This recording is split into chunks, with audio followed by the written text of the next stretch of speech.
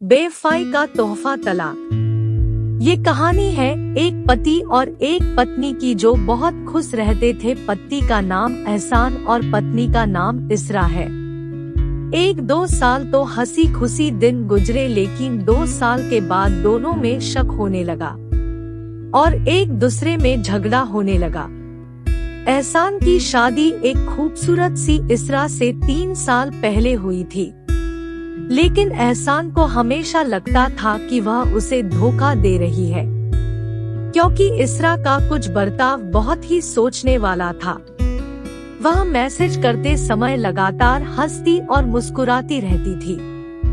जब भी एहसान उससे पूछता कि वह किसे मैसेज कर रही है, वह कभी कहती उसकी माँ थी या कभी कहती कुछ दोस्त थे।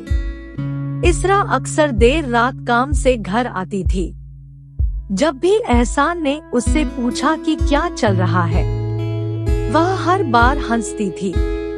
वह सिर्फ इतना कहती थी, यह काम के दबाव के कारण है या कुछ और कारण है, बता देती। एक रात वह रात के 12 बजे दही और दूध लेने के लिए निकली। एहसान ये जानने के लिए जागता रहा कि वह कब वापस आती है। वह 4 बजे वापस आई। अब बस इससे ज्यादा एहसान नहीं बर्दाश्त कर सकता था। उसने कुछ सबूत हासिल करने के लिए एक निजी जासूस को काम पर रखा है।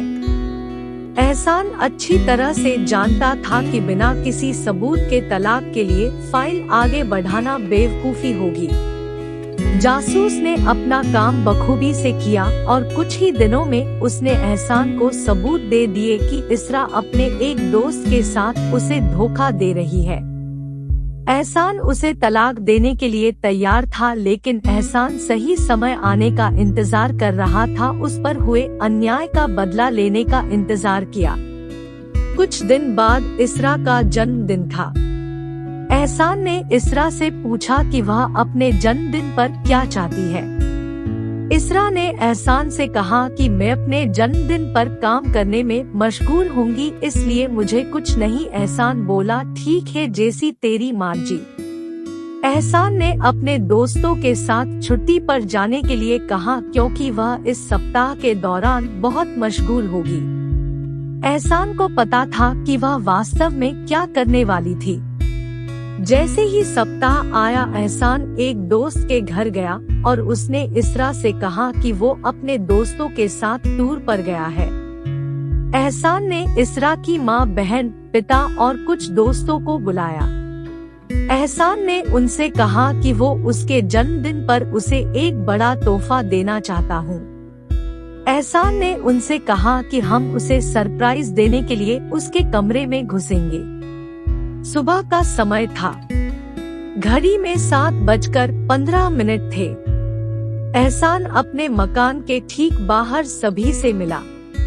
वो सब लिफ्ट में गए।